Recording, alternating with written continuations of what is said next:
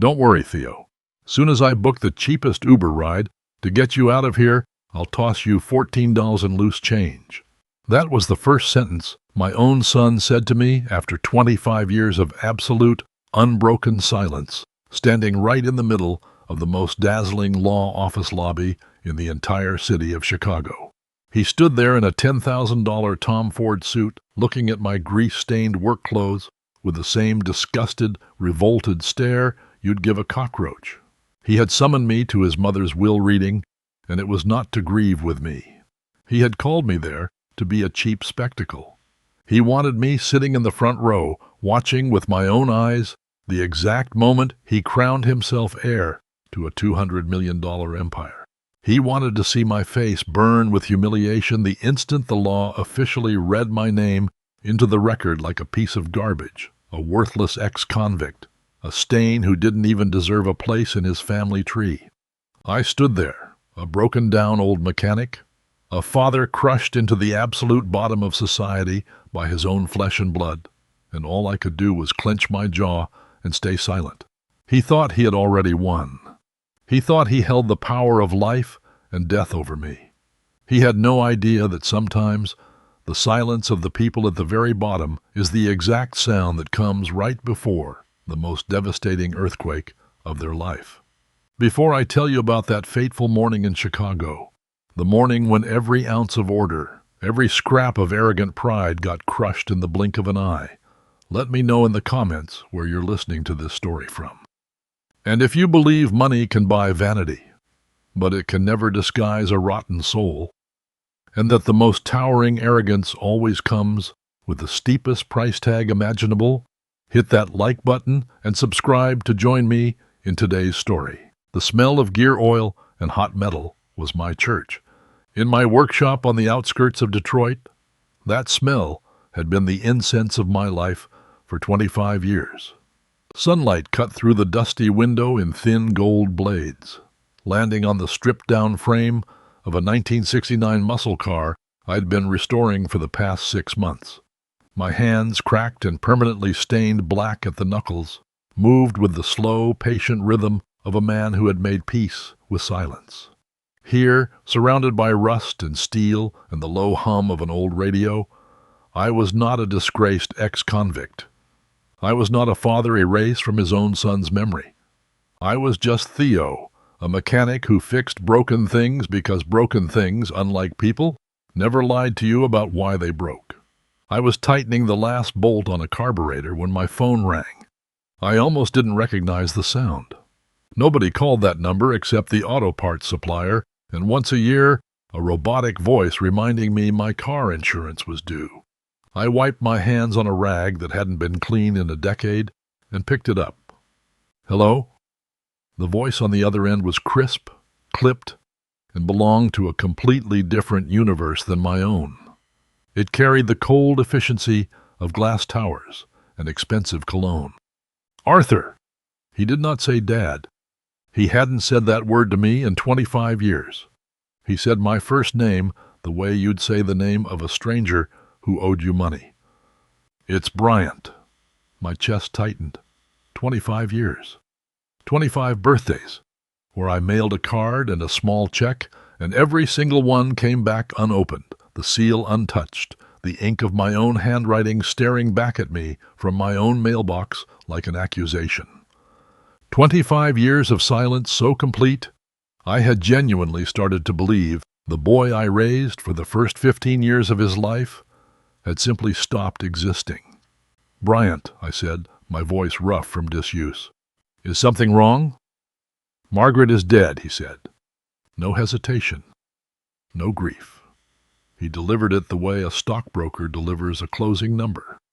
Pancreatic cancer. It moved fast. She's gone. I stood there in the middle of my workshop, engine parts scattered across the concrete floor, and felt something strange happen inside my chest. It wasn't grief, not exactly. Margaret and I had not spoken in a quarter of a century either, but she had once been the woman I built an entire life around, the sharp, magnetic force of nature who ran a logistics empire out of nothing but sheer will. To hear that force reduced to 2 words, gone, felt like watching a mountain disappear overnight. "When is the funeral?" I started to ask. "You weren't invited," he cut me off, flat and cold. "It's already happened. That's not why I'm calling." He paused, and I could hear him take a breath, savoring what came next like a man about to deliver the punchline of a very long joke. "Her attorney requires your presence at the reading of the trust. Friday, 10 a.m. sharp. Vance and Caldwell, downtown Chicago. Don't be late." It was not an invitation. It was a summons, delivered from a son who had crowned himself king of a kingdom I no longer had any claim to. "I have no reason to be there, Bryant," I said, keeping my voice level. "Your mother and I settled everything in that courtroom 25 years ago. I have nothing that belongs to her, and she has nothing that belongs to me." What came through the phone next was a short, ugly bark of laughter, a sound completely stripped of any real humor.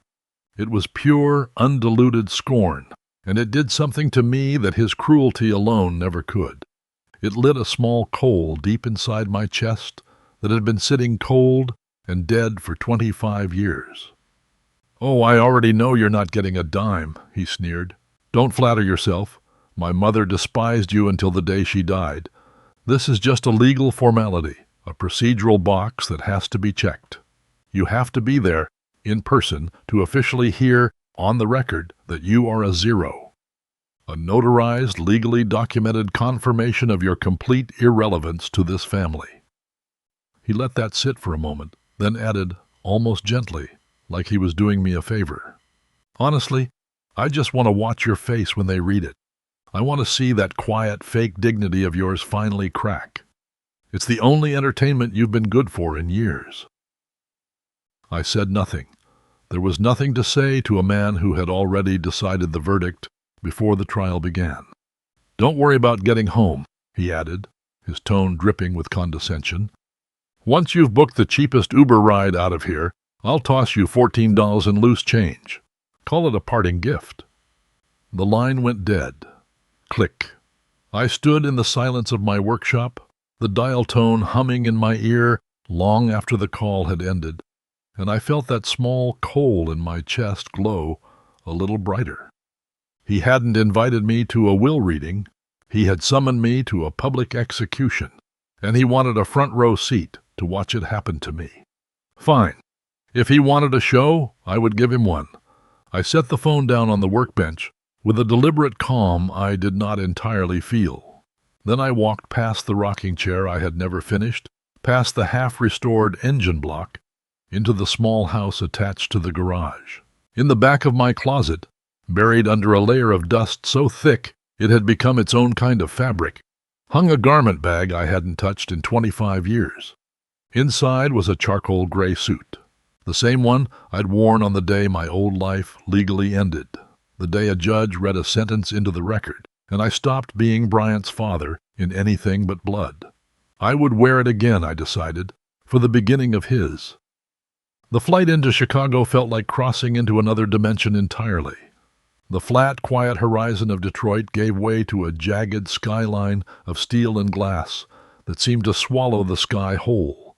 I paid the cab driver more than I made in a week and stepped out onto a sidewalk so cold it seemed to cut straight through my old suit.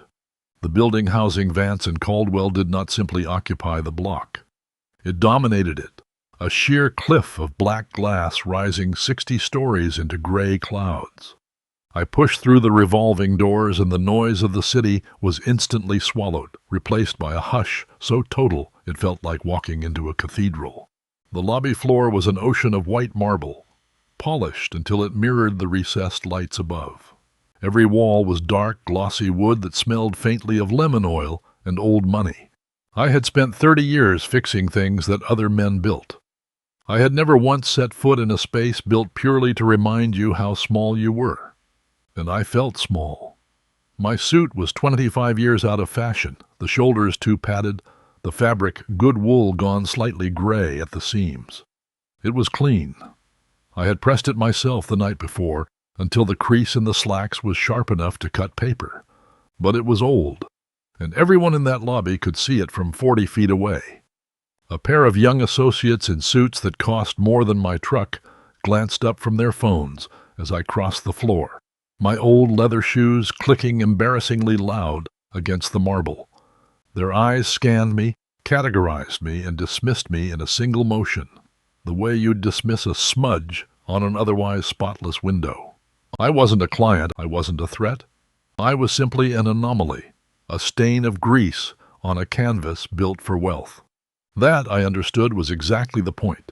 Bryant had summoned me to his territory, dressed in the armor of my greatest defeat, so that every soul in that building would understand precisely where I stood, before a single word of that trust was ever read aloud. I sat on the edge of a low, black leather sofa in the waiting area, my calloused hands folded in my lap, staring at a piece of abstract art on the wall that meant absolutely nothing to me. Somewhere behind that reception desk sat a young woman who had looked at me for exactly 2 seconds before deciding I wasn't worth a second glance. I had grown used to that look over the past 25 years.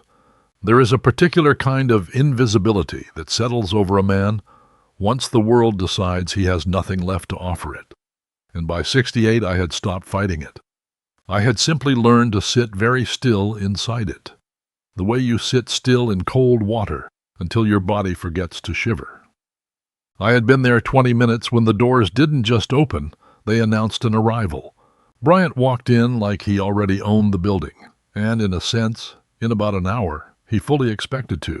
He wore a navy Tom Ford suit that fit him with the kind of precision only real money can buy, his hair slicked back, a gold watch flashing at his wrist with every gesture. Beside him drifted a young woman, impossibly thin, poured into a designer dress 2 sizes too tight, her thumb never once leaving her phone screen. Portia, I would learn.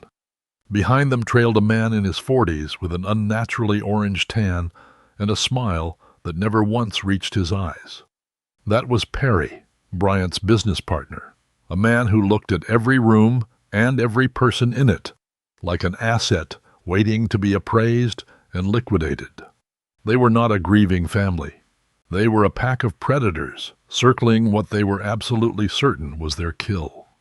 Bryant's eyes finally landed on me, and a slow, cruel smile spread across his face, wide and delighted, like a boy who had just found his favorite toy exactly where he'd left it. "My God," he said, loud enough for the entire lobby to hear. "You actually came."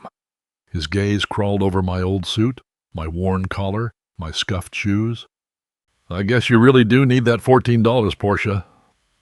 Portia let out a short, high-pitched giggle, a sound like breaking glass. Perry's shark smile widened as he looked me over, not as a person, but as furniture waiting to be hauled out with the trash. "This," Bryant said to them, gesturing at me with a flick of his wrist, "is my father." He said the word father the way you'd confess to a stain on your own reputation, something unfortunate you were required to acknowledge, and nothing more. I said nothing. I simply held his gaze and did not blink, did not flinch, did not give him a single reaction he had flown me 250 miles to collect. That silence, I could see, unsettled him far more violently than any retort ever could have. The heavy oak door at the end of the room swung open, and the temperature in the room seemed to drop 10 degrees. A man in his 60s stood in the doorway, tall, gray-suited, radiating the kind of quiet authority that makes a room fall silent without a single word being spoken. This was Julius Sherwood. His eyes swept the room, passed over Bryant and his entourage like they were part of the furniture, and landed on me. "Mr. Redgrave," he said, his voice level and respectful, "thank you for coming." He hadn't offered his hand, but the words themselves were a handshake, a simple acknowledgement that I had every right to be standing there at all. Only then did he turn to my son.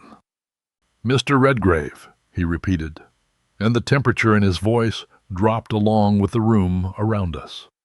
Bryant's jaw tightened at being acknowledged second, in his own mother's law office, by his own family's attorney. "Let's just get this over with, Sherwood," he snapped. I have a dinner reservation tonight I don't intend to miss. The conference room was a slab of dark mahogany surrounded by floor-to-ceiling windows overlooking a sea of gray skyscrapers.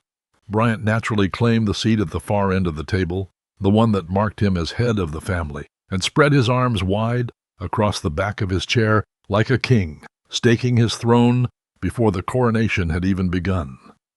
Portia and Perry flanked him like a queen and a bishop protecting their king. I took the seat nearest the door, an afterthought, a legal formality filling a chair someone had been forced to reserve for me. Julius Sherwood placed a thick leather-bound document on the table with a soft, definitive thud, put on a pair of gold-rimmed reading glasses, and cleared his throat. "This," he began, "is the last will and testament, and the accompanying living trust of Margaret Larkspur Redgrave. Even in death, she had made a statement. She had kept my name in marriage, but built her entire $200 million empire under her own. As this is a revocable living trust, I should note for the record that it took full legal effect the moment of Margaret's passing. It does not require probate court approval.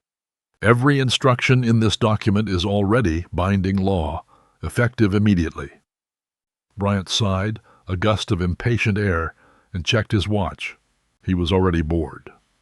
"First," Sherwood continued, "the trust directs a donation of $4 million to the Chicago Regional Cancer Research Hospital in recognition of the care Margaret received in her final months." Bryant rolled his eyes and muttered something to Perry I couldn't hear, but the word waste was unmistakable.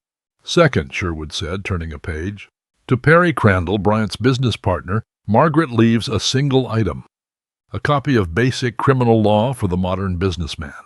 He looked up over his glasses at Perry, whose shark smile had frozen completely solid. "Margaret's private financial audit, conducted 4 months ago, uncovered a consistent pattern of unauthorized transfers from Bryant's investment fund into 3 separate offshore accounts registered under Mr. Crandall's own name. She thought the reading material might prove useful in the coming months."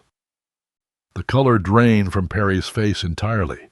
His mouth opened, then closed again, no sound coming out at all. "That's completely ridiculous," he finally managed, but his voice cracked violently in the middle of the word.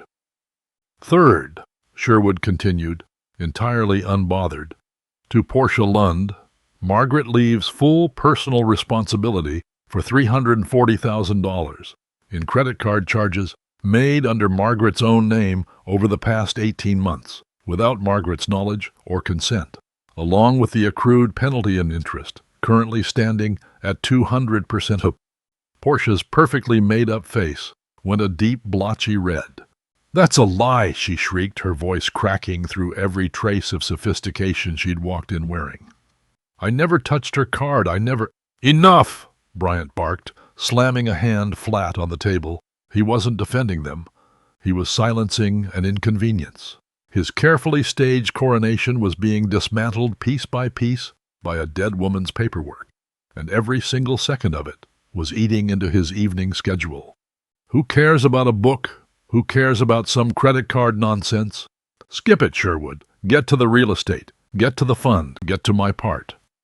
Julius Sherwood did not look up. He did not raise his voice.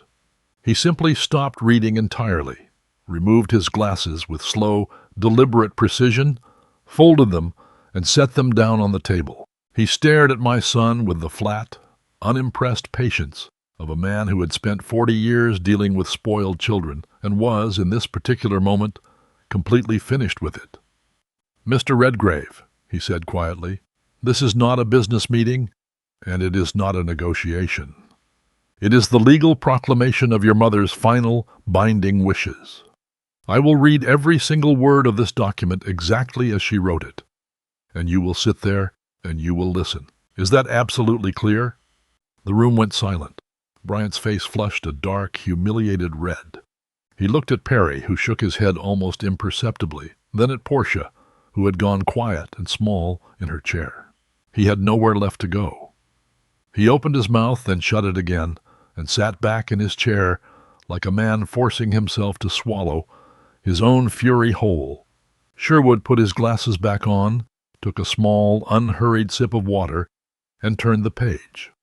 "Very well," he said, "and let us continue." Sherwood's fingers turned to the next section of the document, the pages growing thicker, the language shifting from small individual bequests toward the core of the estate itself, and my mind, without asking my permission, slid backward 25 years. It was 2001, late autumn. I remember the exact texture of that year because it was the year everything I understood about my own life turned out to be built on sand. Margaret's logistics empire, the one she had built from a single leased warehouse into a company processing freight for half the Midwest, was 6 weeks from total collapse. She had overextended into a shipping lane expansion that had gone catastrophically wrong. And to keep the banks calm long enough to survive the quarter, she had done something I did not learn about until it was already far too late to undo. She had falsified 2 years of shipping manifests and revenue statements, using them to secure loans and investor capital under numbers that simply did not exist. It wasn't tens of thousands of dollars. It was $23 million, spread across 11 different investors, every single one of them believing they were funding a company that was thriving instead of one quietly bleeding out beneath a coat of expensive paint. The Federal Bureau of Investigation does not knock politely. 2 agents arrived at Margaret's office on a Tuesday morning with a folder thick enough to end her life as she knew it, and they laid out without a shred of emotion exactly what they had. Wire transfers, falsified manifests bearing her signature, investor statements that did not match a single shipment that had actually left a single warehouse. They gave her, and by extension gave me, 30 days to produce a defense before formal charges were filed. I was the company's chief financial officer at the time. I had built my entire career on precision, on numbers that told the truth, even when the people standing behind them didn't. And I sat across from my wife in her home office at 2 a.m, watching the woman I had built a life with fall apart in a way I had never once seen her fall apart before, not even close. "If I go to prison," she said, her voice hollow, staring at a wall of spreadsheets that no longer meant anything, "the company collapses within a week. Every employee loses their job. Every investor loses everything they've ever put into us." She looked up at me, and for the first time in our entire marriage, I saw real fear in her eyes. Not the manufactured urgency she performed in boardrooms, but genuine, bottomless terror. "And Bryant," she whispered, her hands trembling around a coffee cup she never drank from.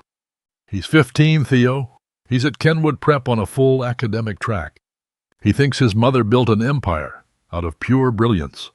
What happens to him when the headline reads that his mother is a convicted felon?" I sat with that question for a very long time, in the dark of that office. I thought about my son, asleep upstairs, a boy who still, at that point, believed his father hung the moon. I thought about 11 investors who would lose their life savings, regardless of what I decided to do next.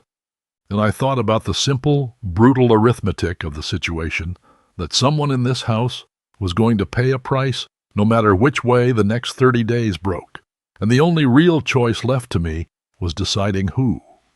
I was the CFO. My signature was already on half the company's financial infrastructure. It would not take an enormous leap for a team of federal auditors to believe that I, not Margaret, had been the one manipulating the manifests, particularly if the paper trail supported it convincingly enough. And I had 30 days to make absolutely certain that it did. I will not pretend it was heroic. It was quiet, methodical, and it consumed every ounce of technical skill I'd spent 20 years accumulating. I restructured the digital trail so the falsified entries routed through accounts under my own direct authorization rather than hers. I drafted a private internal memo, backdated and buried deep in the system, outlining a fictional unilateral decision I claimed to have made entirely without her knowledge. And on the night before the 30-day deadline expired, I sat Margaret down at that same kitchen table one final time and made her swear to me, on Bryant's life, that whatever happened to me from that morning forward, she would raise our son to be a good and honest man. She swore it. I believed her completely. The federal agents came 4 days later. I confessed to fraud, to falsifying financial records, to defrauding 11 investors of $23 million I had never personally touched a single cent of. I plead guilty in a courtroom in this exact same charcoal gray suit I was wearing 25 years later in that conference room, and a judge who had no possible way of knowing he was sentencing an innocent man handed down 6 years in a federal correctional facility outside Milan, Michigan. I served 4 years and 3 months before parole. I will not describe in graphic detail what those 4 years took from a man who had never so much as received a parking ticket before that day. But I will say this much. A person does not walk out of a federal prison the same person who walked in. Something in you gets filed down permanently. Some capacity for trust or ease that never fully grows back, no matter how many quiet years you spend afterward pretending otherwise. What I did not expect, what I could never have possibly prepared myself for, was what happened back home while I was inside. Margaret did not simply survive the crisis. Freed from any legal exposure and shielded entirely by my confession, her company not only recovered, it flourished, doubling in value within 3 short years. And rather than carry even an ounce of what I had done for her, rather than tell our son a single true word of it, she quietly rewrote the entire story from the ground up. She told Bryant that I had embezzled the money myself, that I had betrayed our family out of pure personal greed, that she had been just as much a victim of my crimes as any of the 11 investors I had supposedly stolen from. She filed for divorce while I was still behind bars, casting herself publicly as the wronged wife, heroically rebuilding a shattered company entirely on her own. And Bryant, 15 years old and desperate for a version of the world where his mother remained perfect and untouchable, believed every single word of it without a shadow of hesitation. By the time I was finally released, my own son would not take my calls. My letters came back unopened, one after another, year after year, a wall built one rejected envelope at a time. The boy I had sacrificed everything to protect had been taught, carefully and deliberately, to despise me, and the very woman who taught him to despise me had done it purely to protect the exact reputation I had gone to prison to preserve for her in the first place.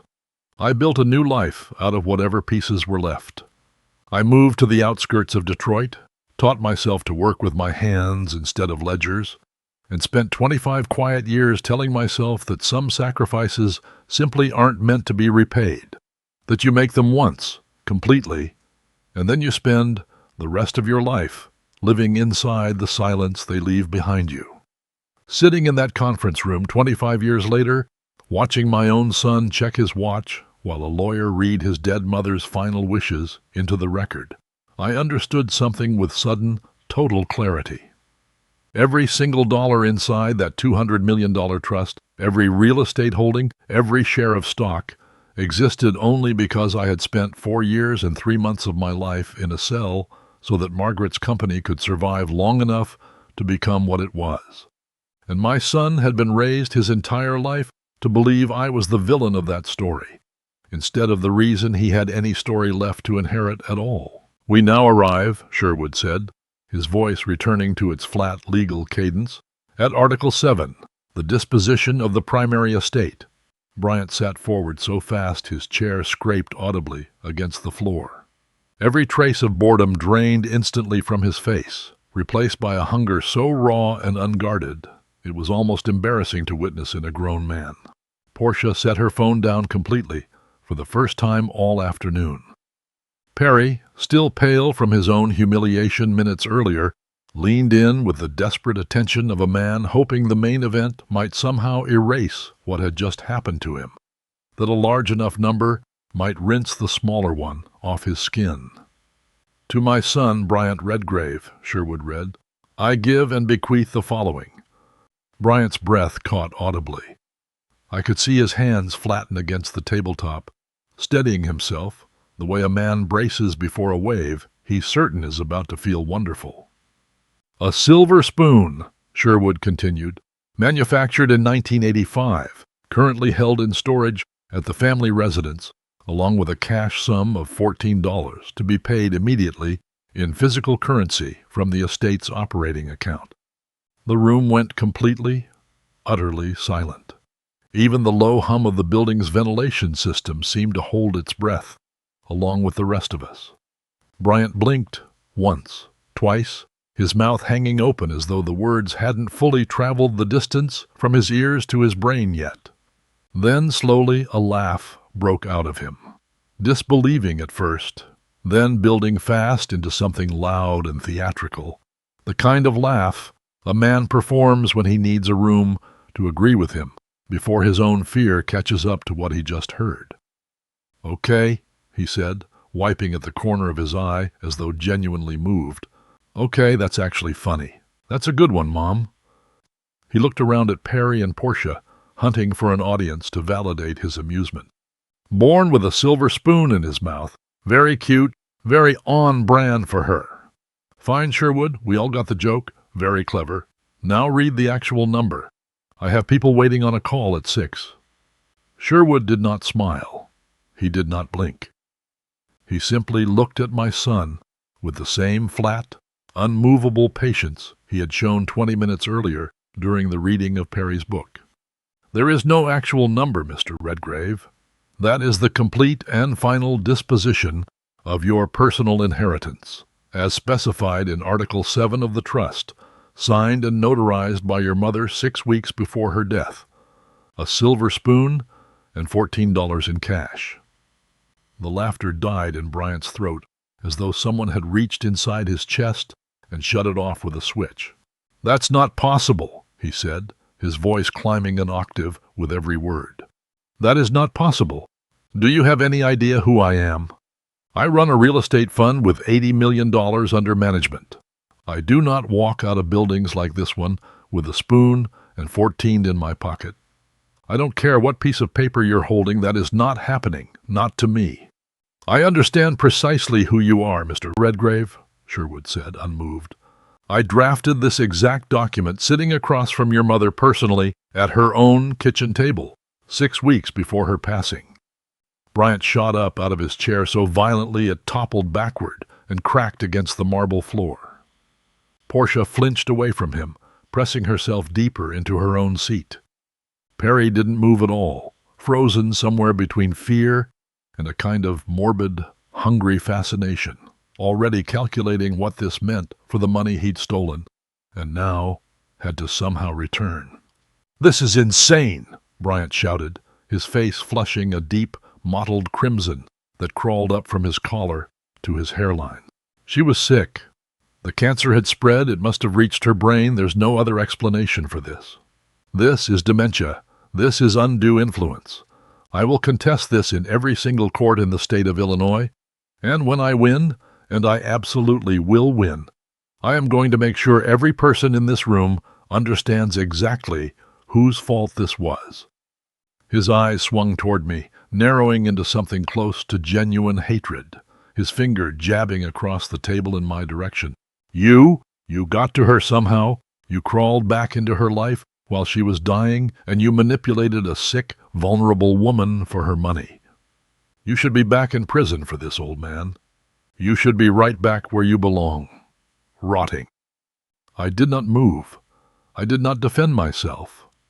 I simply watched him, the way you watch a storm from the safety of a porch, knowing full well it has to spend itself eventually, one way or another.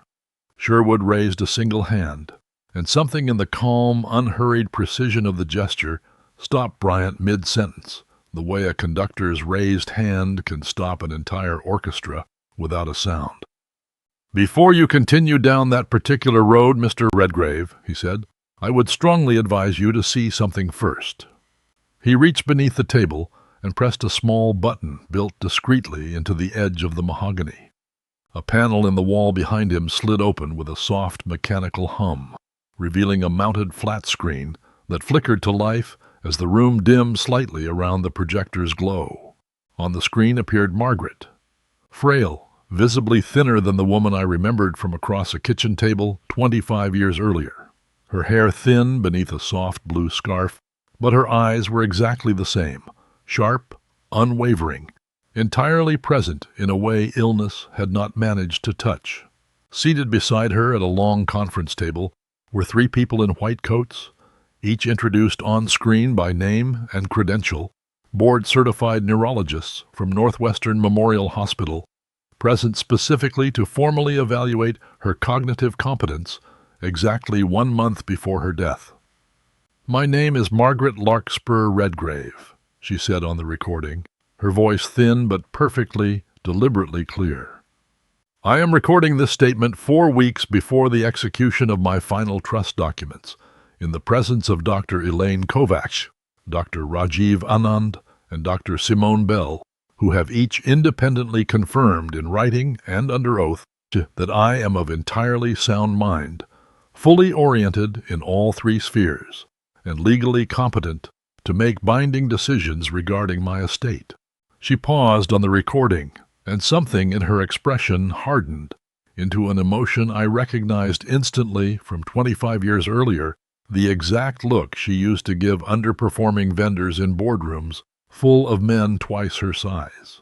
To whoever eventually tries to claim that I was confused or manipulated or not myself when I wrote this trust, I want you to look directly into this camera right now. This recording and the sworn medical testimony of these 3 physicians will have your challenge thrown out of any courtroom in this country in under 5 minutes flat. I have never once in my entire life been more clear-headed than I was on the day I signed this document. The screen faded slowly to black, and the panel in the wall slid shut with a quiet click, sealing the moment away as cleanly as it had appeared. Bryant stood frozen in the middle of the conference room, his chair still overturned behind him, his mouth working silently, no sound making it out at all. Every argument he had spent the entire flight upbuilding carefully in his head, every legal threat he had rehearsed in some mirror somewhere on Park Avenue, had just been surgically removed from his hands before he'd even gotten the chance to use a single one of them. Portia had gone completely still beside him, watching him now the way you watch a stock chart falling, calculating in real time exactly how much longer she intended to stay attached to it. "That's," Bryant started, then stopped completely, his voice suddenly small in a way I had genuinely never once heard from him before, not even as a child. "That's not. She wouldn't have. She loved me." "She did," Sherwood said simply, and turned another page. "And Mr. Redgrave, we are not finished." Sherwood reached into the leather folder beside him and withdrew a single handwritten letter, the paper slightly yellowed at the edges. Margaret's familiar, sharp, slanted handwriting covering both sides in dense, deliberate lines. He held it up briefly, letting the room see it, before he began to read. "This letter," he said, "was written by Margaret in her own hand, 6 weeks before her death, and she left explicit instruction that it be read aloud, in full, at this exact moment, before the final article of her trust is disclosed to anyone present." He cleared his throat, and when he began reading, something in his voice changed. It was no longer purely a lawyer's neutral cadence. It carried, deliberately, I think, some echo of the woman whose words he was speaking for her. "To my son, Bryant, for 25 years I let you believe a lie, and I let that lie become the entire architecture of who you are. You believe your father is a criminal who stole from this family and abandoned us out of pure greed. That story is not true. It was never true, not for one single day. I built it myself, brick by brick, because I was too much of a coward to tell you the truth. And it was so much easier to let you hate him than to let you ever see me as anything less than perfect." Bryant had gone completely still in his chair, which he had righted at some point without me noticing, sitting in it now like a man bracing for a physical blow he could see coming and still couldn't stop. 25 years ago, Sherwood continued reading, I committed fraud. I falsified financial records to save this company, and I put 11 investors at risk of losing everything they had ever worked for.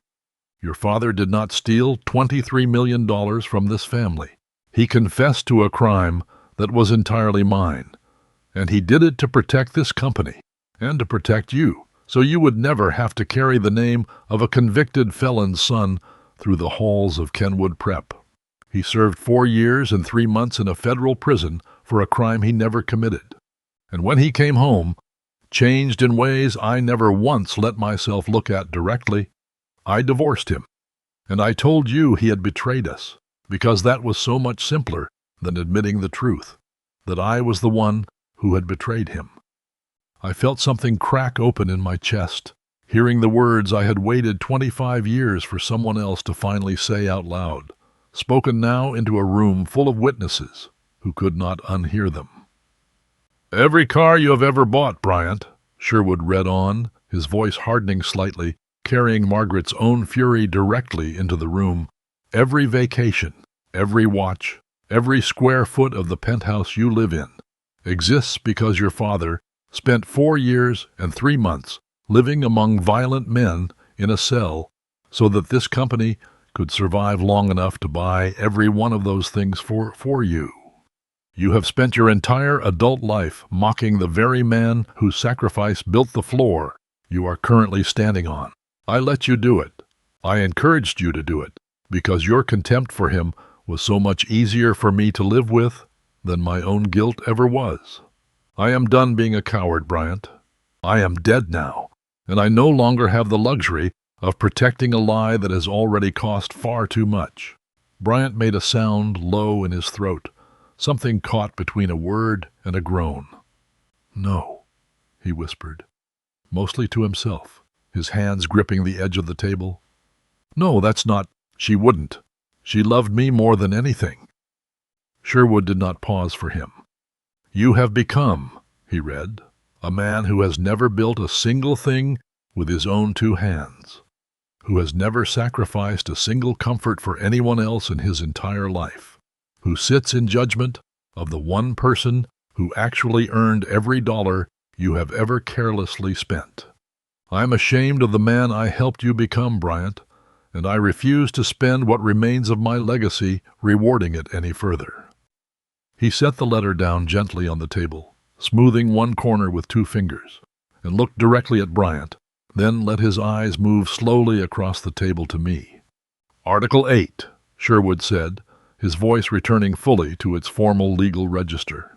The entirety of the primary estate, including full controlling interest in Larkspur Logistics Group, all real property held under the Larkspur Trust, all liquid assets, and the complete $200 million trust corpus, is hereby transferred in its entirety to Theo Redgrave, effective immediately upon this reading. The words did not land the way I had spent 20 minutes bracing myself for them to land. I had expected triumph, or at the very least relief, some clean sense of vindication after 25 years of silence. Instead, I felt something closer to suffocation, a genuine physical weight settling directly onto my chest that had absolutely nothing to do with money at all. $200 million could not give me back 25 years of my son's childhood. It could not undo the 4 years and 3 months I had spent behind bars, or the 2 decades of birthday cards mailed back unopened, or the version of Bryant that might have existed if he had grown up believing the truth instead of a comfortable lie built entirely to protect his mother's reflection in a mirror. I thought, sitting there with a fortune I had never once asked for, suddenly resting on my shoulders, about every single man my age I had ever known who had built something enormous, only to discover too late that no number on a page could ever purchase back a single missed Christmas morning. Money, I understood in that exact moment, is very good at repairing what it can reach. It is completely useless against what it cannot. Perry had already begun quietly gathering his things beside Bryant, his shark's instincts recalculating in real time exactly how much longer this particular ship was worth staying aboard. Portia had gone rigid, staring at Bryant now the way you'd study a stock chart in freefall, doing silent arithmetic behind her eyes, already 3 steps ahead of him toward the door. Bryant himself was simply staring down at the table, his mouth slightly open, his entire understanding of his own life quietly dismantled in the space of roughly 6 minutes. He was 42 years old, and for the first time since I had known him as a grown man, he looked exactly like the 10-year-old boy who used to wait by the workshop door for me to come home from the office, back before any of this, before all of it. "This isn't real," he said, but there was no fight left anywhere in his voice. It had traveled somewhere far past anger, into a territory that sounded much closer to grief, the particular grief of a man watching his own reflection change shape in the mirror in real time. I watched him sit there, my own son, 42 years old, unraveling completely in front of a room full of strangers. And I felt something I had not expected to feel at all. Not satisfaction. Not the clean, sweet vindication I had quietly rehearsed in my head on lonely nights in that Detroit workshop, imagining a moment exactly like this one, replaying it 100 different ways over 25 years.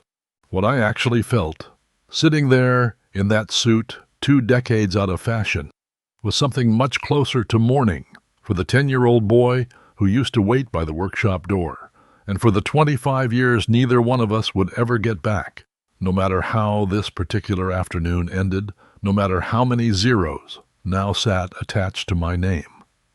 "It is entirely real, Mr. Redgrave," Sherwood said quietly, folding his hands on top of the letter. "And I'm afraid we are not quite finished yet, either." Perry stood up first, buttoning his jacket with a hand that was not entirely steady. He did not look at Bryant. He did not look at me. He simply gathered his phone and his folder and walked toward the door without a single word, the shark finally recognizing there was nothing left in this particular water worth circling. Portia followed 10 seconds later, pausing only to look at Bryant with an expression of pure, undisguised disgust, the exact look you give something that has stopped being useful to you. "You're pathetic," she said flatly, and walked out, her heels clicking against the marble in a rhythm that did not once falter or slow down. And then there were 3 of us left. Sherwood seated calmly at the head of the table, Bryant staring at a single white cashier's check that Sherwood had slid across the mahogany, made out for exactly $14. And me. Bryant looked at that check for a long time. His hands, which 40 minutes earlier had been steady enough to gesture dismissively at me across a lobby, were now visibly shaking.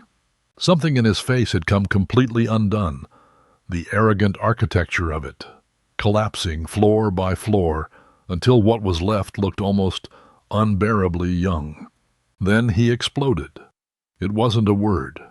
It was a raw, guttural roar that seemed to come from somewhere far below language, the sound of a man who had just understood, all at once, that he wasn't simply losing an inheritance, he was losing the entire story he had told himself about who he was.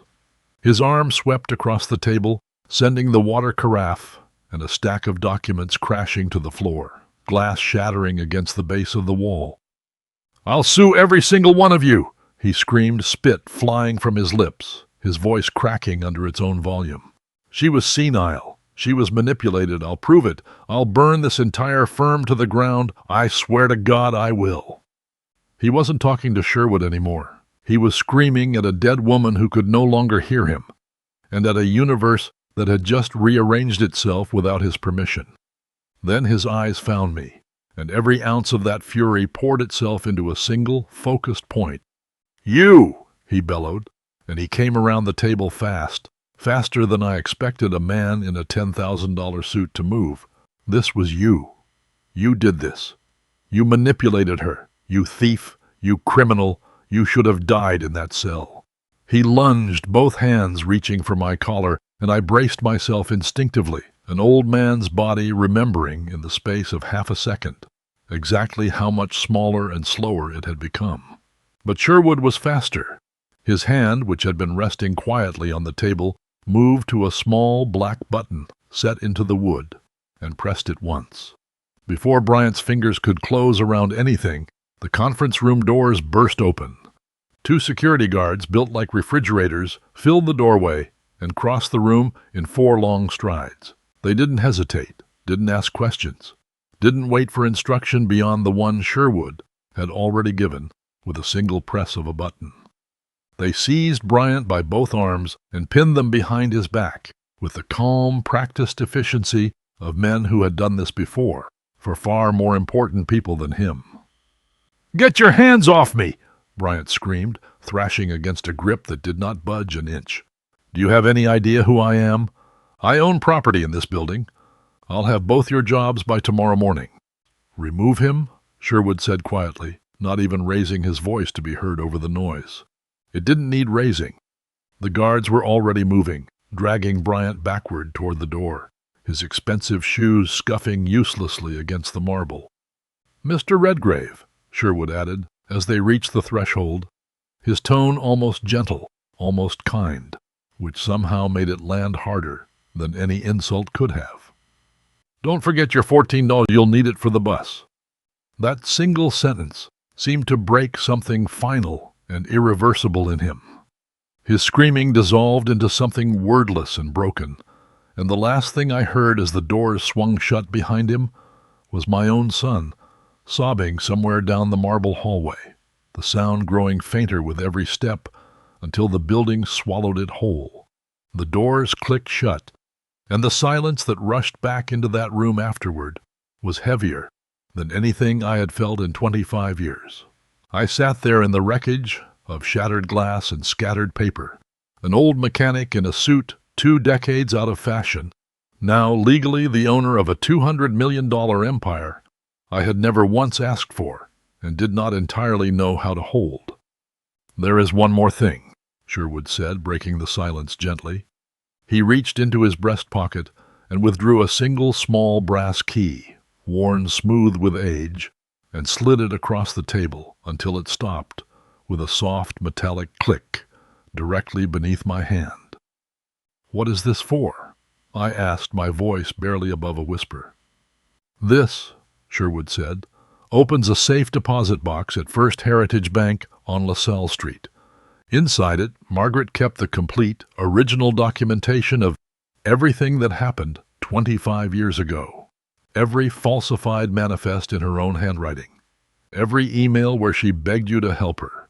The full, unredacted paper trail proving beyond any doubt that you confessed to a crime that was never yours." I felt my chest tighten. "If that's true," I said slowly, "then releasing it now would destroy what's left of this company. The federal government would come back. They'd seize everything. They'd reopen the entire case. They'd—" Sherwood smiled for the first time all day, a small, genuine thing that changed his whole face. "They can't, Mr. Redgrave," he said. "The federal statute of limitations for the offenses in question is 10 years. 25 years have passed since the events in that file took place. No prosecutor in this country could touch a single dollar of this estate, or bring a single charge against anyone connected to it, no matter what that box contains." He tapped the key gently with one finger. "Margaret understood that better than anyone alive. She waited until it was legally, permanently safe to give you back your name, and then she gave you everything else along with it." I sat there, holding a small brass key in a hand that had spent 25 years covered in grease and rust, and I understood, finally, completely, what she had actually left me. Not 200 million, not a logistics empire, not a penthouse, or a fleet of cars, or a controlling interest in anything at all. She had given me back my name. She had given me proof, sealed and waiting in a bank vault, that the story my own son had believed for 25 years was a lie, and that the man who had actually sacrificed everything to save this family had been standing quietly in a workshop outside Detroit the entire time, never once asking anyone to notice. The $200 million felt, in that moment, almost like an afterthought, almost like packaging. The key in my hand, small and cold and utterly unremarkable to look at, was the only inheritance that had ever actually mattered. Here is what I have carried out of that conference room with me, more than any fortune, more than any property deed or stock certificate. The truth has a weight and a patience entirely its own. For 25 years, a lie poisoned an entire family, turning a son against the one parent who had quietly bled for him without ever once asking for credit. But a lie built on silence and shame cannot survive forever, no matter how deep you bury it, no matter how many years you let pass on top of it. It claws its way back to the surface eventually, and when it does not ask permission. True honor, I have learned at 68 years old, standing in the wreckage of a life I thought was long behind me, was never about reputation and never about the number sitting in a bank account. It was about the silent, thankless sacrifices we make for the people we love, whether or not they ever find out, whether or not they ever say, thank you. In the end, a name cleared by the truth is worth more than any fortune a family could ever hand down. What would you have done, sitting in my chair, holding that small brass key in your hand, staring down at 200 million you never asked for? Let me know in the comments below.